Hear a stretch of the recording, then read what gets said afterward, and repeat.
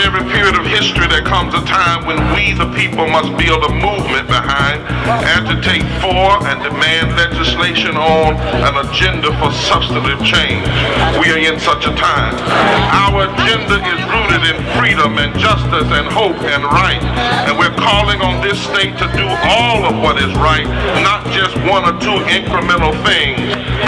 And the time for what's right in education, what's right in healthcare, what's right in economics, what's right in criminal justice, and what's right in labor is right now. That's right. The cries of the people must be answered in this time with this movement and this comprehensive agenda.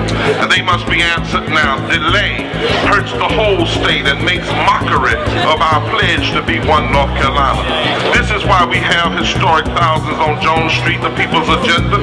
HKOJ is not an organization, it's a movement. It's about us coming together collectively to raise the voices of the we. HKOJ is the gathering of we who live in the midst of those who are often pushed to the margins in public policy and public discourse. It's about the we who work in the trenches, the people who every day walk in personal responsibility but need their government to take public responsibility and open up equal opportunities for everybody. It's about the we who have been passed the legacy of leadership to stand with and for the least of these. It's about the we who understand the power of raising a collective voice.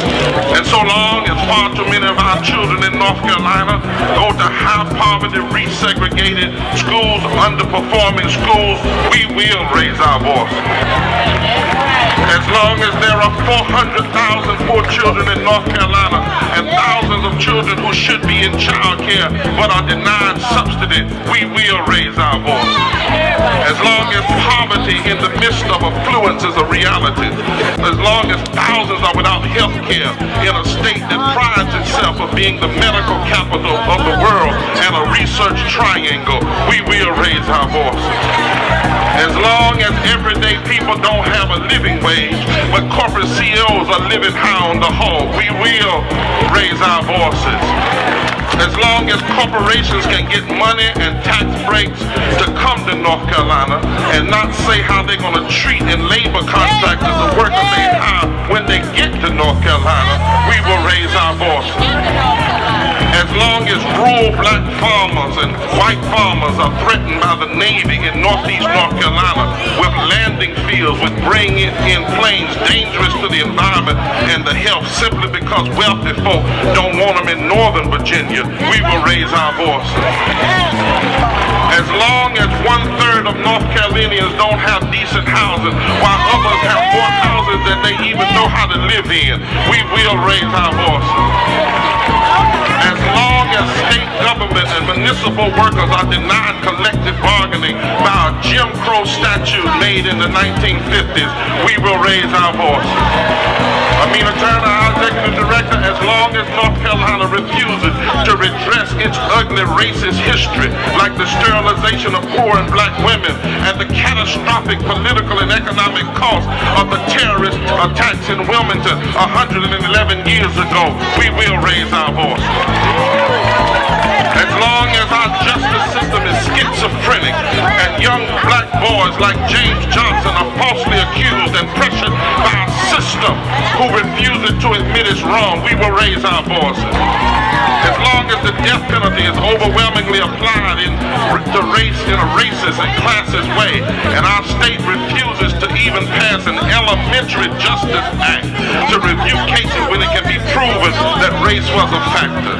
As long as we mistreat the mentally ill and act as though they do not have a place in our society, as long as politicians pimp and some sheriffs terrorize and treat our immigrant brothers and sisters as though they are not members of the human family for the purposes of political scapegoating and political advantage, as long as our system of state contracts categorically fails in opening opportunities to black-owned and women-owned businesses, as long as we put more money in prisons than we do in all 5 of our state-supported historically black colleges and universities, as long as we put more money on the back side of life than on the front side of life, as long as we refuse to cut tuition costs costs and provide more education grants to students and get predatory lenders off our college campuses. We will raise our voices. As long as we live in a culture and a political climate that will give $7 billion to bail out Wall Street and yet put up all kind of roadblocks to give a bailout to your street and poor street and my street, we will raise our voices. As long as politicians can find us when they're trying to get elected, and 1.2 million black and brown people can vote, but the same officials struggle to find us after they get elected, we will raise our voices. As long as there are challenges to the Voting Rights Act that are happening right now, and cases are making their way to the Supreme Court trying to undo the gains of the Civil Rights Movement, as long as we can find money to fight an immoral war, but can't find money to treat people morally right, as long as far too many want to budget on the backs of the poor, half of the rich, and blame the poor, we will raise our voices. We must raise our voices. We have to raise our voices because silence would mean approval.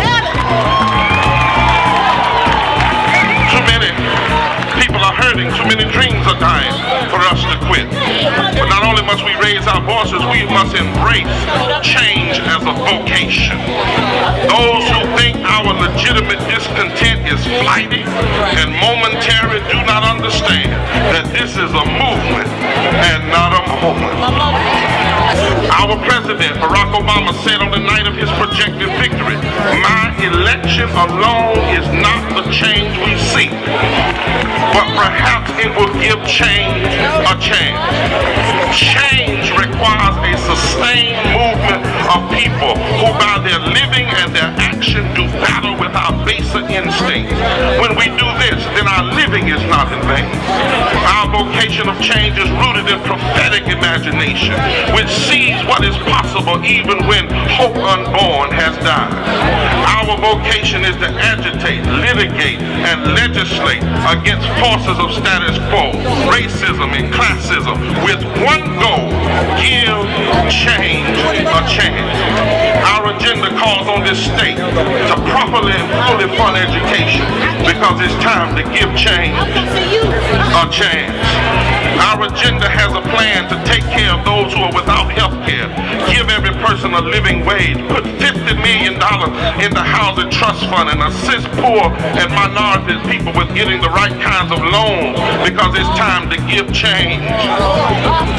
Our plan wants to rehabilitate prisoners rather than see them return to the system, create green jobs and put young people to work, make college affordable for everybody because it's time to give.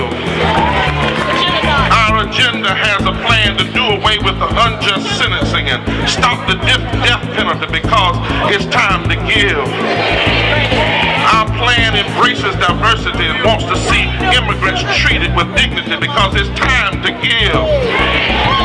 Our plan says open up new markets, strengthen minority and women-owned businesses, create a real goals program that breaks the cycle of years of discrimination in government contracts. It's time to give. Make sure that the $6 billion stimulus headed our way doesn't stimulate the already wealthy, but opens up the doors of opportunity for those businesses that need to grow. It's time to give. But most of all, right now, in the midst of this economic crisis, our vocation of change is rooted in this message: don't budget on the backs of the poor. Madam Governor, members of the General Assembly, don't budget on the backs of the poor. Give change